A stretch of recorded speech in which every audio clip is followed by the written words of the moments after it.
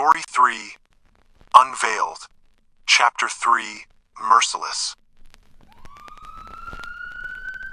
The ambulance's incessant siren wailed, paralleling Dexter's mental panic as he sat beside Kylie. His thumb traced worried circles on her skin as he held her cool hand. Her eyes locked onto his, signaling to him that he didn't need to worry.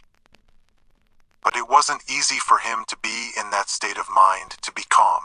The paramedic's competent words failed to penetrate his awareness.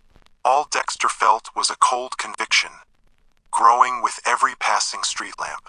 What's with the long face? With her tiny but steady voice, she whispered, I will be fine. How could she be so composed when his world felt like it was breaking apart? The ride to the Southern Philippines Medical Center in Davao City was a blur of flashing lights. Inside the emergency room, doctors and nurses moved with purposeful urgency, their faces serious. They quickly wheeled Kylie into a treatment bay, connecting her to monitors and drawing blood samples. Dexter was left in a sterile waiting room, the soft buzz of fluorescent lights and distant beeps wearing him down. Every tick of the clock's hand struck hard against his composure. He walked, he sat, he prayed. He remembered his vow to his parents after their funeral. I will do everything to love, nourish, and protect Kylie. Now, that promise felt impossibly arduous. Later that day, a doctor came to him. Mr. Flores, Kylie's initial blood work shows some concerning abnormalities. Her white blood cell count is extremely high, and her red blood cells and platelets are very low. We need to admit her immediately for more specialized tests to find out what's happening. Kylie was admitted. The days turned to weeks. Time stretched into an agonizing distortion of further examinations. Bone marrow biopsies, spinal taps, and various genetic tests. The weight was unbearable. Dexter spent every possible moment at Kylie's bedside, trying to keep her spirits up, even as his own felt like they were shattering. About a week later, the hospital called. Dexter's heart pounded as he returned. The doctor, a man with empathetic but weary eyes, led him to a small, quiet consultation room. The ambience brushed with unspoken details. Mr. Flores, the doctor began, his voice quiet. We have Kylie's definitive test results. He paused, taking a cautious breath, as if bracing himself for the disclosure. Kylie, she has leukemia. Acute lymphoblastic leukemia, to be precise. It's Stage 3. The words stabbed Dexter. The room twirled. Leukemia. Stage 3. Cancer. His Kylie. His pumpkin. She was only 7, so full of life. No.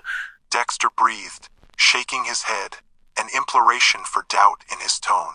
His words climbed, taut. That's impossible. How? Why her? What caused this? She's never been this sick. The doctor leaned closer, his eyes holding a moderate, understanding compassion. Mr. Flores, leukemia in children often comes from a random change in blood cells. We usually don't find a clear, single cause. It's not something you or she did. But Dexter wasn't listening. His mind raced for an answer. He thought of his parents' sudden death, just 2 months ago. Kylie had seemed to handle it so well, too well. But the stress, the accident, Mom and Dad, Kylie lost them. She's been so strong. What if she was hiding all that pain, keeping it inside? Could that kind of emotional stress, that kind of deep sadness, could it have weakened her, made her immune system fail? Could that be why she's sick? The doctor listened patiently, his expression steady.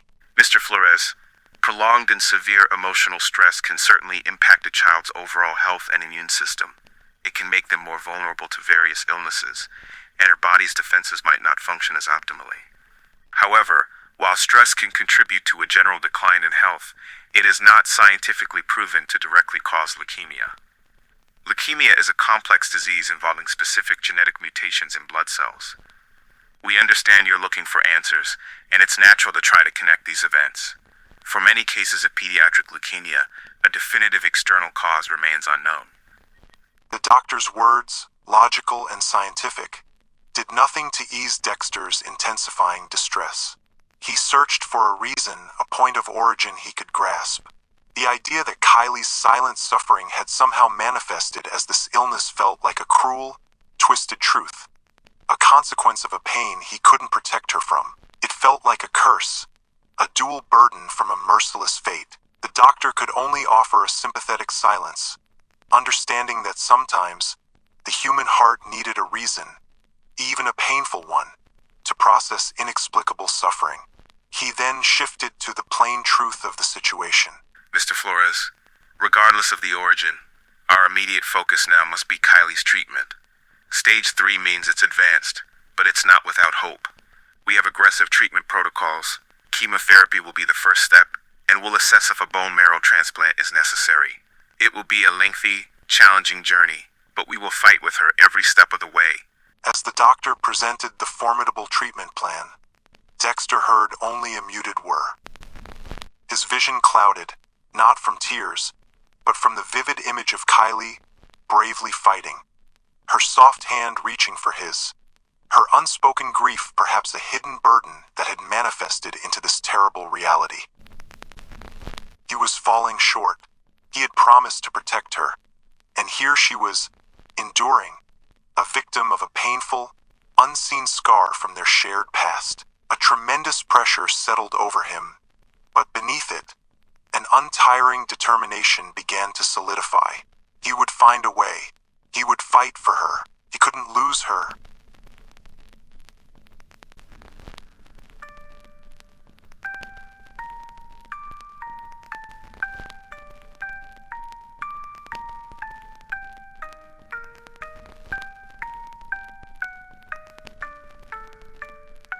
If you liked our short story, please hit the like button. If you want more of our original short stories, subscribe to our YouTube channel or follow us on Facebook. That's it for now, fellow night owls. Until next time, good night, sleep tight, keep the mirror out of your sight.